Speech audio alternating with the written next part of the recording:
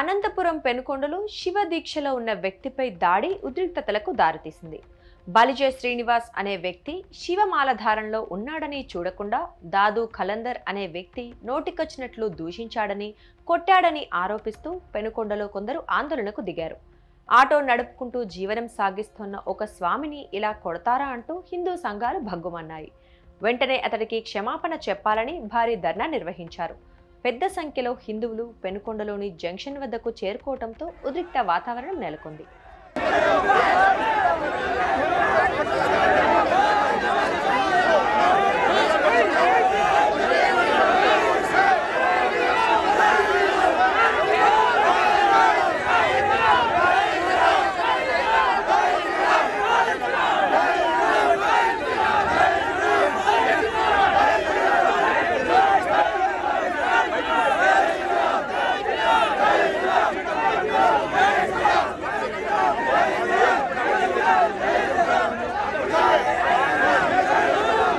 గతంలో కూడా చాలా సార్లు పెనుకొండలో హిందువులపై దాడులు జరిగాయని ధర్నాకు దిగిన భక్తులు ఆరోపించారు. దాడి చేసిన వ్యక్తి మంత్రి సవిత అనుచరుడని చెబుతున్నారు. ఇలాంటి దాడులపై గతంలో పోలీసులకు ఎన్నోసార్లు ఫిర్యాదు చేశామని, అయినా ఎలాంటి చర్యలు తీసుకోలేదని స్థానిక హిందువులు ఆరోపిస్తున్నారు. ఇంటికి పోయే దారి ఏమన్నా పార్కింగ్ మేము ఆటోలు పెట్టుకోకూడదా అంటే వాళ్ళు పోయే దారికి అడ్డం వచ్చిన దానికి కాళ్ళతో తన్ని తిట్టాడు. అమ్మ కూతురు తిట్టాడు. ఎందుకు అట్లా తిట్టినాడు? మాకే హిందూ జాతికి రక్షణ లేదా? ప్రతీకారం నాకు ఇప్పుడు కావాలా? అతను రావాలా?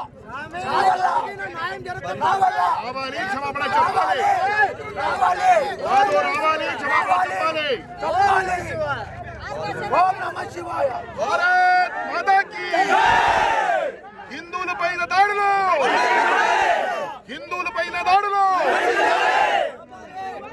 పెనుకొండలో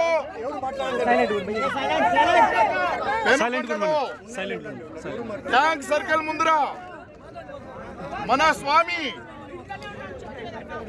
చాలా విశేషంగా నిష్ఠలతో ఉన్నటువంటి వ్యక్తి మీద ఆటో పెట్టుకొని ఆటోని నడుపుతూ తన జీవితాన్ని గడిపేటువంటి స్వామి మీద ఈ రోజు దాదా పీర్ అనేటువంటి ఒక వ్యక్తి, మైనారిటీ మోర్చా అధ్యక్షుడిగా ఉన్నటువంటి వ్యక్తి పెనుగొండలో అతన్ని చాలా దుష్టమైనటువంటి రకంగా బూతులను తిట్టి, నేను ఆ మాటలు చెప్పాలని కూడా నాకు సిగ్గేస్తుంది, అటువంటి మాటలు తిట్టి స్వామిని ఆ మాలలు వేసుకున్నటువంటి స్వామి మీద కాలుతో తన్ని ఇక్కడి నుంచి అప్స్టాండింగ్ అయినాడు. ఆ వ్యక్తి మనకు రావాలి. హిందువుల మీద జరుగుతున్నటువంటి దారుల్ని మనమందరూ కూడా యావత్ పెనుగొండ బంధువులందరూ కూడాను సాధ్యమైతే ఆంధ్రప్రదేశ్ మొత్తం అంతా దీన్ని మనం ఖండిస్తున్నాం. యావత్ హిందూ సమాజం అంతా ఈ కుట్రాన్ని ఇది ఉద్దేశపూర్వకంగా చేసినటువంటి ఒక ఉద్దేశం అని భావిస్తూ మన స్వామి మీద జరిగిన అన్యాయాన్ని ఇమ్మీడియట్ గా అతను రావాలి, ఇక్కడ కాలు పట్టుకొని క్షమాపణ చెప్పాలి. ఎక్కడైతే తన్నాడో అక్కడే కాలు పట్టుకొని క్షమాపణ చెప్పాలి. అప్పుడే హిందూ సమాజం అతనికి క్షమిస్తుంది. లేకపోతే ఈ ఉద్యమం ఇలాగ ఆగుదు, వేరే రకంగా కూడా ఉంటుంది అనేసి నేను ఈ సభాపూర్వకంగా చెప్తున్నాను. అందరూ కూడా మనం దీన్ని ఒప్పుకోలేదు. హిందువుల మీద దాడులో ఇది ఒకటోసారి కాదు, రెండోసారి కాదు, మూడోసారి కాదు. పెనుగొండలో సుమారుగా 5-6 సార్లు హిందువుల మీద దాడులు జరిగినప్పటికీ కూడాను ఏ రకమైనటువంటి గవర్నమెంట్ కూడాను దీని మీద యాక్షన్ తీసుకోలేదు. ఒకనాడు వీరనకొండ ఇష్యూలో మన పిల్లల మీద కాలుతో తన్ని చెప్పుతో కొట్టినారు. ఆ రోజు కూడా మనం కంప్లైంట్ ఇచ్చాము. ఆ రోజు నుంచి ఈ రోజు కూడా ఏమీ జరగలేదు. ఈ రోజు కూడాను మన స్వామి మీద ఆ కాలుతో తన్ని, చెప్పు కాలుతో తన్ని మాలలు వేసుకున్నటువంటి వ్యక్తికి, మాలలో స్వామి వారిని పెట్టుకొని పూజించేటువంటి వ్యక్తి, ఆ వ్యక్తి గుండె మీద కాలుతో తన్నితే ఎలా ఉంటుందో ఆ వీడియో క్లిప్ కూడా మన దగ్గర ఉంది. అతను అన్నింటే మాటలు, అతను చెప్పిండే బూతులు ఎలా ఉన్నాయో యావత్ హిందూ అంతేకాకుండా ప్రతి ఒక్కరూ కూడా వినాలి. ముస్లిం సమాజానికి కళంకమైనటువంటి వ్యక్తిని ముస్లిం సమాజం కూడా బహిష్కరించాలి. అన్యోన్యతా భావాన్ని రెచ్చగొట్టి పెనుగొండలో ఈ ఉద్రిక్తత పాల్పడడానికి కారణమైనటువంటి వ్యక్తిని ఇమ్మీడియట్ గా దూషించాలి అనేటువంటిది, శిక్షించాలి అనేటువంటిది మనం అందరూ కూడా కలుసుకొని యావత్ హిందూ సమాజం కలుసుకొని మనం గవర్నమెంట్ ని కోరుకుంటున్నాం. జై శ్రీరామ్.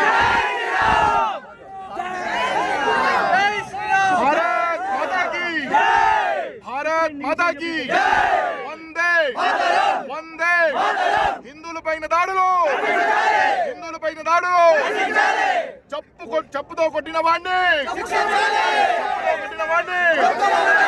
చెప్పుతో కొట్టిన వాడిని హిందువుల మీద దాడులు